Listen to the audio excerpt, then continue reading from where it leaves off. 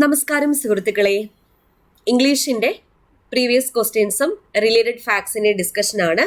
അപ്പോൾ ഈ ഒരു രീതിയിലാണ് ഞാൻ പഠിച്ച് എനിക്ക് ഇംഗ്ലീഷ് ഏകദേശം ഒന്ന് സെറ്റായത്. അപ്പോൾ ആ രീതി തന്നെ ഞങ്ങൾക്ക് ഫോളോ ചെയ്യാൻ വേണ്ടി സജസ്റ്റ് ചെയ്യുന്നത്. അപ്പോൾ എന്തായാലും ഇന്ന് 3ാമത്തെ ക്ലാസ്സാണ്. ഇന്നൊരു 20 ചോദ്യങ്ങളാണ് ഡിസ്കസ് ചെയ്യാൻ പോകുന്നത്. ക്ലാസ്സിലോട്ട് പോവാം.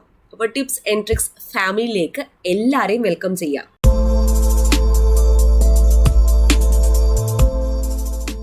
ഇന്ന് എടുത്തിരിക്കുന്ന ചോദ്യ പേപ്പറേ 2019 നടന്ന വില്ലേജ് എക്സ്റ്റൻഷൻ ഓഫീസർ പരീക്ഷയുടെയാണ് ചോദ്യം. Pick out the synonym of the word depository. ഡെപ്പോസിറ്ററിയുടെ മീനിങ് എന്താ?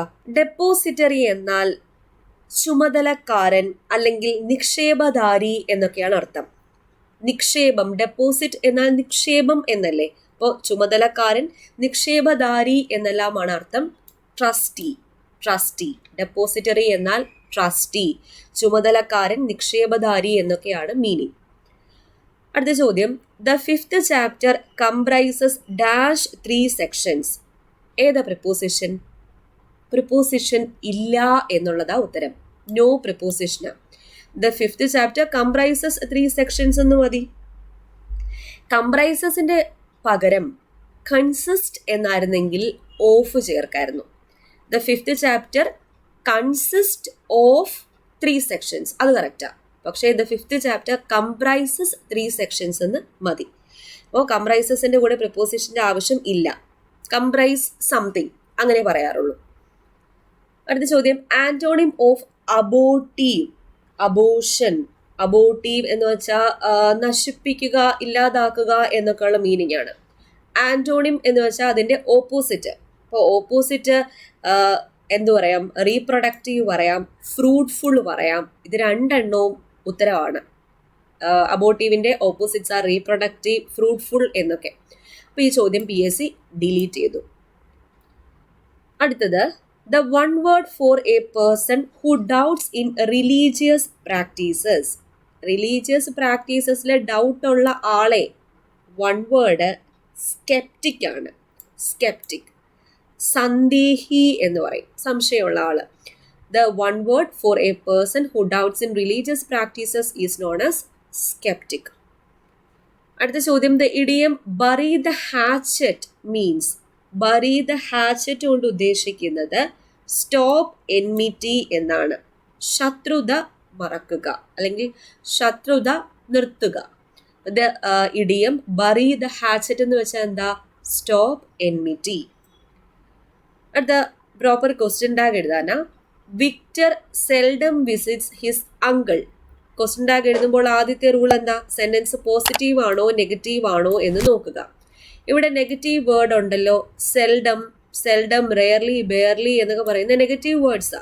അപ്പം നെഗറ്റീവ് വേർഡായ സെൽഡം ഉള്ളത് കൊണ്ട് ടാഗ് പോസിറ്റീവ് ആയിരിക്കും. പോസിറ്റീവ് ടാഗ്സ് ഏതൊക്കെയാണ് ഉള്ളത്? ഈസ് ഹീയും ഉണ്ട്, ഡസ് ഹീയും ഉണ്ട്. ഇതിൽ രണ്ടിലും ഏതോ ഒന്നാ ഉത്തരം. ഇനി ഓക്സിലറി വെർബ് ഉണ്ടോ എന്ന് നോക്കാം. ഓക്സിലറി വെർബ് ഇല്ലാത്ത പക്ഷം മെയിൻ വെർബിനെ സ്പ്ലിറ്റ് ചെയ്യണം. ഇവിടെ മെയിൻ വെർബ് വിസിറ്റ്സ് അല്ലേ? വിസിറ്റ്സിനെ സ്പ്ലിറ്റ് ചെയ്യുമ്പോൾ ഡസ് പ്ലസ് വിസിറ്റ് എന്ന് വരും. അതിൽ ഓക്സിലറി വെർബ് കിട്ടി, ഡസ്. ഉത്തരം ഡസ് ഹി ആണ്. Does he. അപ്പോൾ സെൽഡം ഉള്ളതുകൊണ്ട് സെന്റൻസ് നെഗറ്റീവ് ആണ്, അതുകൊണ്ട് ടാഗ് പോസിറ്റീവ് ആയിരിക്കും. വിസിറ്റ്സിനെ സ്പ്ലിറ്റ് ചെയ്താൽ ഡസ് പ്ലസ് വിസിറ്റ്, അപ്പോൾ ഓക്സിലറി വെർബ് കിട്ടി ഡസ് ഹി. വിക്ടർ എന്ന് പറയുന്നത് മാസ്കുലിൻ ആണ്, അതുകൊണ്ട് ഹി യൂസ് ചെയ്തു. അടുത്ത ചോദ്യം.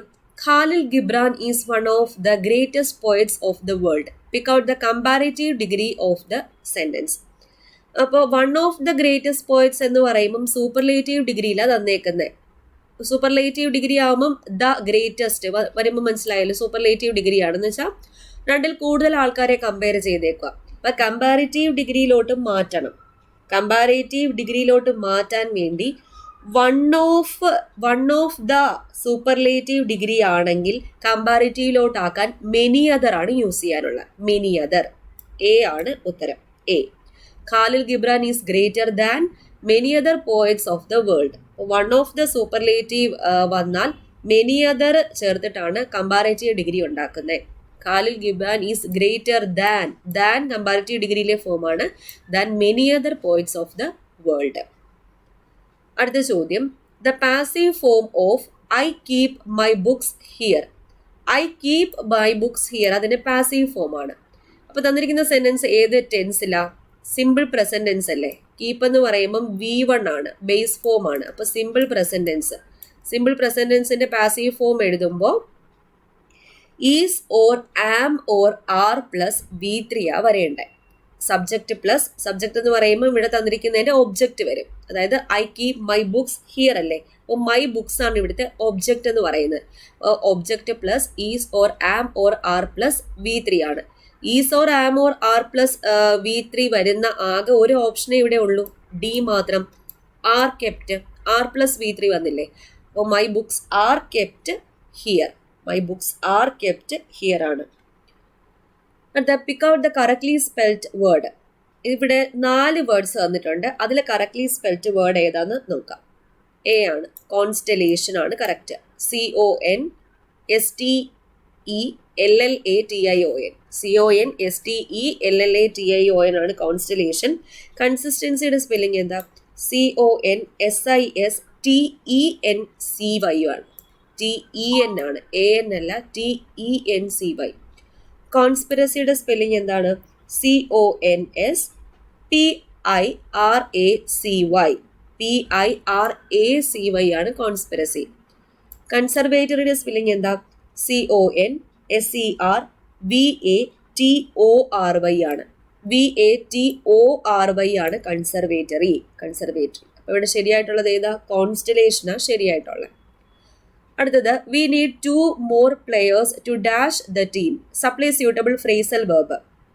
We need 2 more players to dash the team. അതായത് ടീം രൂപീകരിക്കാൻ 2 പ്ലെയേഴ്സിനെയും കൂടി വേണം എന്നല്ലേ. അപ്പോൾ രൂപീകരിക്കാൻ, ഫോം ചെയ്യാൻ എന്ന അർത്ഥത്തിൽ മേക്കപ്പ് ആണ് ഉത്തരം. മേക്കപ്പ് എന്ന് വെച്ചാൽ ഫോം ചെയ്യുക, രൂപീകരിക്കുക എന്നൊക്കെയാണ് മീനിങ്. അപ്പോൾ we need 2 more players to make up the team. അടുത്ത ചോദ്യം, spot the error part in the sentence. The principal was pleased that the students do not violate the rules of the college. ഒരു സെന്റൻസിനെ 4 പാർട്ടായിട്ട് തന്നേക്കുവാണേ. ഈ പാർട്ടിൽ എവിടെയാ error വരുന്നത്? The principal was pleased that the students do not violate. ഇവിടെ was past ആണ്, pleased past ആണ്. ഇവിടെ കൊണ്ടുവന്ന് പ്രസന്റ് ടെൻസ് ആണ് തന്നേക്കുന്നത്. Do not violate. Did not violate അല്ലേ വരേണ്ടത്, അതും പാസ്റ്റിലല്ലേ വരേണ്ടേ. അപ്പോൾ 3ാമത്തെ പാർട്ടാ തെറ്റ്. അപ്പൊ ഡിഡ് നോട്ട് വയലേറ്റ് ആ വരേണ്ടത്. അപ്പൊ മെയിൻ ക്ലോസും പാസ്റ്റ് ആണ്, അതുകൊണ്ട് ബാക്കിയുള്ള ക്ലോസ് എന്തായിരിക്കും? പാസ്റ്റ് ആയിരിക്കണം. അടുത്ത ചോദ്യം, what will you do dash now and 5 o'clock. 2 സമയത്തിനെയല്ലേ ഇവിടെ പറഞ്ഞേക്കുന്നേ, ഇപ്പോഴും പിന്നെ 5 മണിക്കും. അപ്പോൾ വാട്ട് വിൽ യു ഡു 2 സമയത്തിനെ പറഞ്ഞേക്കുന്നത് കൊണ്ട് ബിറ്റ്വീൻ ആണ്. 2ൽ കൂടുതലായിരുന്നെങ്കിൽ എമങ് ഉപയോഗിച്ചേനെ, എമങ്. 2 സമയത്തിന്റെ ഇടയ്ക്ക് കാര്യങ്ങൾ പറഞ്ഞേക്കുന്നതുകൊണ്ട് ബിറ്റ്വീൻ ആണ് ചേർക്കേണ്ടത്. അടുത്തത്, മെനിയെ മിക്കിൾ ഡാഷ് എ മക്കൾ. മെനിയെ മിക്കിൾ മേക്സ് എ മക്കൾ. മെനിയെ കഴിഞ്ഞിട്ട് സിംഗുലാർ സബ്ജക്റ്റും സിംഗുലാർ വെർബും ആണ് ചേർക്കാനുള്ളത്. മെനിയെ കഴിഞ്ഞിട്ട് സിംഗുലാർ സബ്ജക്റ്റും സിംഗുലാർ നൗണും സിംഗുലാർ വെർബും ആണ് ചേർക്കേണ്ടത്. മെനിയെ മിക്കിൾ മേക്സ് എ മക്കൾ. പരതുള്ളി പെരുവെള്ളം, അതാണ് എൻ്റെ മീനിങ്. അടുത്തത്, ദ ഇഡിയം ലിംഗ്വ ഫ്രാങ്ക. ലിംഗ്വ ഫ്രാങ്ക എന്ന് വെച്ചാൽ എന്തുവാ? Common language. ലിംഗ്വ ഫ്രാങ്ക എന്ന് വെച്ചാൽ കോമൺ ലാംഗ്വേജ് ആണ് ലിംഗ്വ ഫ്രാങ്ക, അതായത് പൊതുവായി ഉപയോഗിക്കുന്ന ഭാഷ. അടുത്ത ഇൻഡയറക്റ്റ് ഫോം എഴുതാനാ, റിപ്പോർട്ട് ചെയ്യാൻ വേണ്ടിയിട്ടാ. ഇവിടെ നവീൻ പറഞ്ഞ കാര്യമല്ലേ, അപ്പോൾ ഒരു സ്റ്റേറ്റ്മെന്റാ. I came here yesterday to get the work started said Naveen. Naveen പറഞ്ഞ കാര്യമല്ലേ. അപ്പൊ സ്റ്റേറ്റ്മെന്റിനെ റിപ്പോർട്ട് ചെയ്യുമ്പം സെഡ് എന്തായിട്ട് മാറും? സെഡ് ദാറ്റ് ആയിട്ട് മാറും. അപ്പൊ നവീൻ സെഡ് ദാറ്റ്.